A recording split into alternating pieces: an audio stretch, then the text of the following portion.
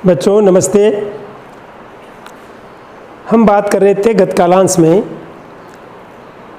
हमारी जो पाठ्य पुस्तक है वसंत, उसका अध्याय जो था वसंत नहीं है, उसको संशोधन करें। पहली जो हमारी पाठ्य पुस्तक थी बाल महाभारत, उसका पहला अध्याय महाभारत पढ़ा। उसमें आपको महाभारत कथा का सार समझाया। फिर आया पहला अध्याय, उस पहले अध्याय में देवव्रत पढ़ा। आज हम बात करेंगे भीष्म प्रतिज्ञा। भीष्म का मतलब होता है बहुत बड़ी या विराट, और प्रतिज्ञा का मतलब होता है किसी भी बात के ऊपर शपथ ले लेना या प्रतिज्ञा कर लेना, उसको बोलते हैं। बच्चों भीष्म प्रतिज्ञा जो है, इसमें हस्तिनापुर के महाराज शांतनु होते हैं। हस्तिनापुर के महाराज शांतनु की पहली जो पत्नी थी उसका नाम था, जो कि मैं पहले पढ़ा चुका हूँ आपको, गंगा। गंगा ने जब 8वां पुत्र जो देवव्रत था उसको नदी में बहाने जा रही थी, महाराज शांतनु ने उसको प्रश्न पूछ लिया कि रानी, आप ये हंसते खेलते जाती हो और अपने जो संतान है, अपने जो बच्चे होते हैं, इनको गंगा में प्रवाहित करके आ जाती हो। उनकी शर्त भंग हो गई और वो रानी वहाँ से उनको छोड़ के चली जाती है। बच्चों मैंने आपको पिछले अध्याय में बताया था कि महाराज शांतनु नदी के किनारे प्रातःकालीन भ्रमण पे गए हुए थे। प्रातःकालीन भ्रमण में क्या देखते हैं कि एक युवक नदी के बीच में खड़ा है जल के ऊपर, और जब वो तीर चलाता है तो तीर लगते पानी का जो प्रवाह है, धारा है, वो रुक जाती है। वह उसको ध्यान से देखते हैं, पूछने की जिज्ञासा करते हैं। तब वहाँ गंगा जो उनकी पत्नी थी वो प्रकट हो जाती है और उनको वो पुत्र वापस लौटा देती है, जिसका नाम देवव्रत बताया गया, उसको लौटा देती है। महाराज उसको लेकर के खुशी खुशी राजमहल में आ जाते हैं। राजमहल में आने के बाद जो देवव्रत है उसने युवराज का पद धारण किया और हंसी खुशी से उनका समय पास होने लगा।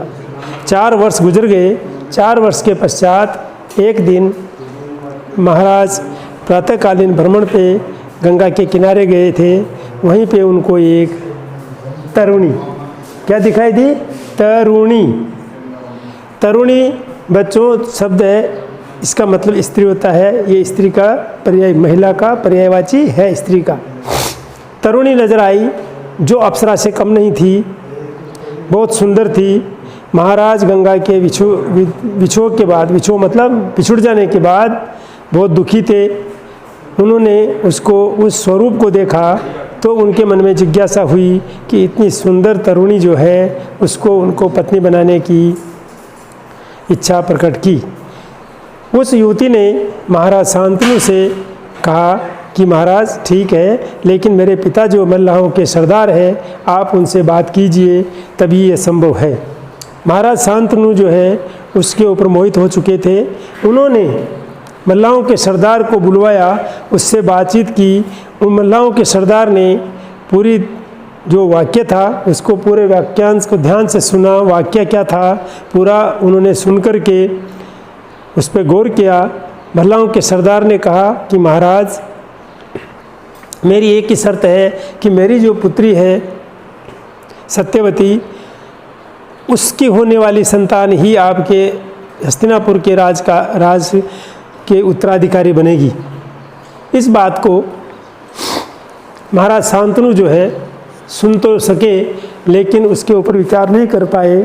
वह नहीं चाहते थे कि गंगा पुत्र जो है, जो देवव्रत था, वो वहाँ का शासक न बने।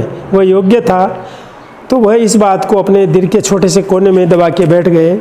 लेकिन बच्चों महाराज का जो दुख था वो दबा नहीं, और जो देवव्रत थे वो कुशाग्र बुद्धि के बालक थे। उन्होंने अपने पिता के दुख को पढ़ा और पूछा उनसे कि पिताजी, इस दुनिया में ऐसा क्या सुख है जो आप प्राप्त नहीं कर सकते? लेकिन पिता ने उस बात को टालमटोल कर दिया। टालमटोल करना मतलब टाल दिया। जब उन्होंने टाल दिया तो वह बालक जो कुशाग्र बुद्धि है उसने विवेक से काम किया और उनका जो सारथी था उससे बातचीत की तो ये पाया कि एक युवती गंगा के किनारे मिली थी जिससे ये बात हुई थी। उन्होंने मल्लाहों के सरदार के पास जाकर के बात की। मल्लाहों के सरदार जो थे उन्होंने अपनी प्रतिज्ञा को बच्चों पुनः दोहराया जो कि शांतनु से कहा था। बच्चों महाराज शांतनु से जो बात कही थी उसको दोहराने के बाद महाराज जो देवव्रत था उस बालक ने कहा कि मैं अपने पिता के लिए सब कुछ त्याग कर सकता हूँ, मैं आजीवन ब्रह्मचारी रहूँगा, मैं शादी ही नहीं करूँगा। शर्त ये थी कि आप छोड़ देंगे, लेकिन आपके जो दूसरे पुत्र देवव्रत है वो बहुत बुद्धिमान है, बलशाली है, उनकी होने वाली संतान मेरे जो नाती होंगे, नाती मतलब उसकी पुत्री के पुत्र, उनको राजपाट से जुदा कर देंगे, अलग कर देंगे, छीन लेंगे। इस बात से उन्होंने देवव्रत ने यह शर्त लगा दी अपने पिता की खुशी के लिए कि मैं आजीवन जो है ना ब्रह्मचर्य धारण करता हूँ। इतनी बड़ी प्रतिज्ञा की गई किसके द्वारा? इतनी बड़ी प्रतिज्ञा किसके द्वारा की गई बच्चों? देवव्रत के द्वारा। उसी दिन से उसका नाम भीष्म क्या बन गया? भीष्म बन गया। अब बच्चों महाराज भीष्म जो महात्मा भीष्म के नाम से प्रसिद्ध हुए और आगे जाकर के महाभारत में एक पात्र जो कि महाभारत के प्रमुख पात्र थे वो थे भीष्म पितामह। पितामह इसलिए थे क्योंकि जो शांतनु का जो परिवार चला उसकी ये आपको जो यहाँ पे बताया हुआ है। हस्तिनापुर में सबसे पहले महाराज शांतनु से हमने कथा का प्रारंभ किया। शांतनु की 2 रानियाँ हुई। पहली रानी बच्चों गंगा। ये गंगा से कौन हुए थे? देवव्रत। 8 कौन से पुत्र थे? देवव्रत गंगा के 8वां पुत्र था। ठीक है। अब बच्चों पहली पत्नी तो ये हो गई। दूसरी पत्नी कौन थी? दूसरी पत्नी थी बच्चों, दूसरी पत्नी का नाम था जो कि अभी मैंने आपको सुनाया है, वो थी सत्यवती। जो महिलाओं के मल्लाह जो नाव चलाने वाले होते हैं मल्लाह, उनकी सरदार की पुत्री थी। उसकी जब दूसरी शादी हुई तो बच्चों उसके 2 पुत्र हुए। पहले वाले का तो देवव्रत था ही सही, लेकिन इसके जो है 2 पुत्र हुए। सत्यवती के एक चित्रांगद हुआ और दूसरा विचित्रवीर्य।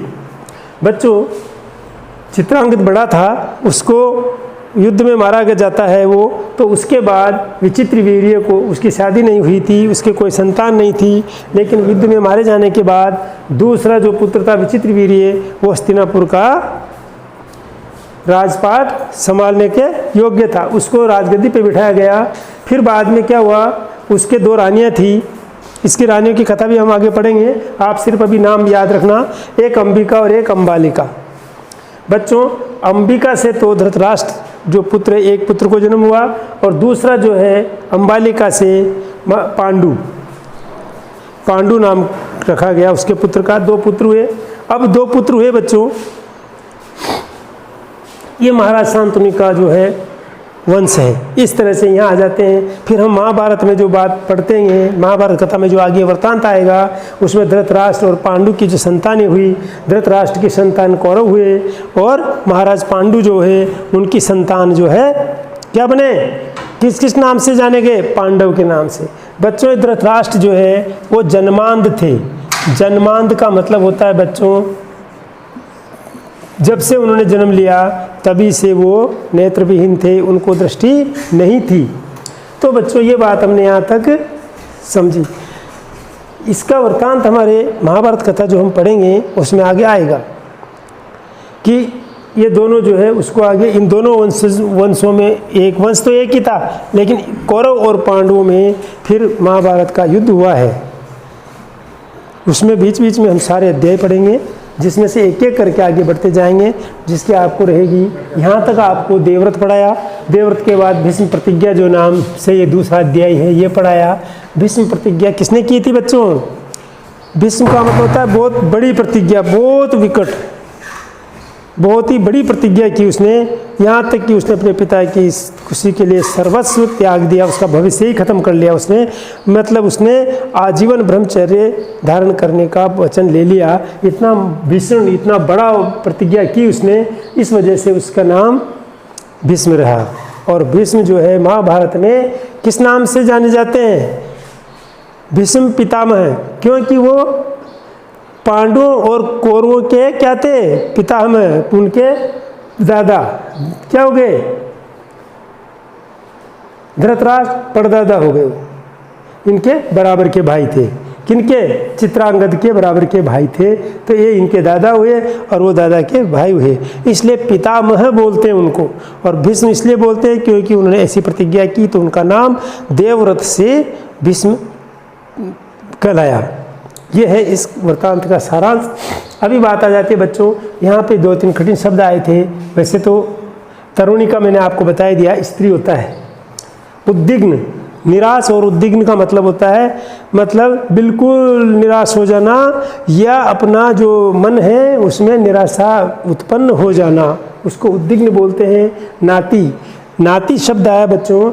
नाती क्या होता है?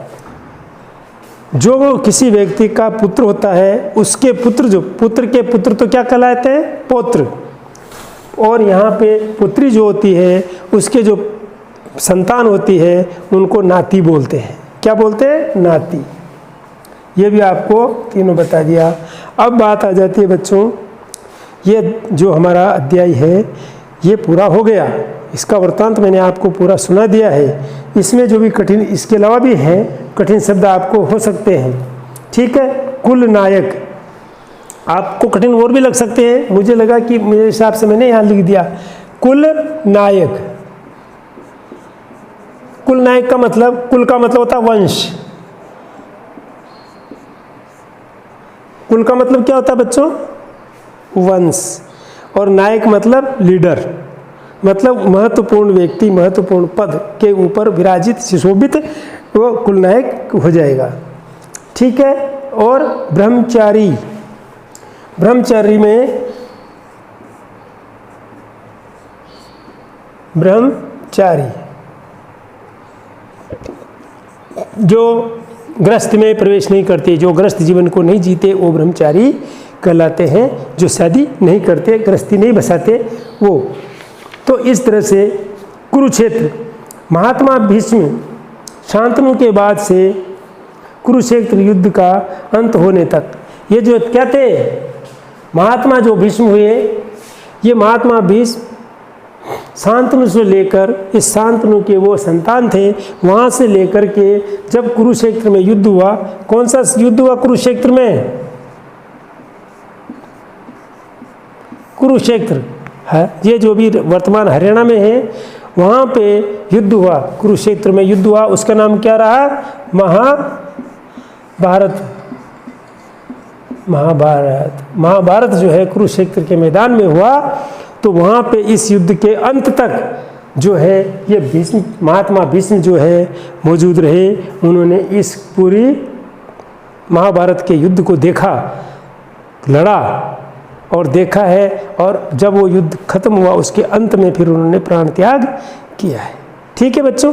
बस ये इसमें आज इतना ही है।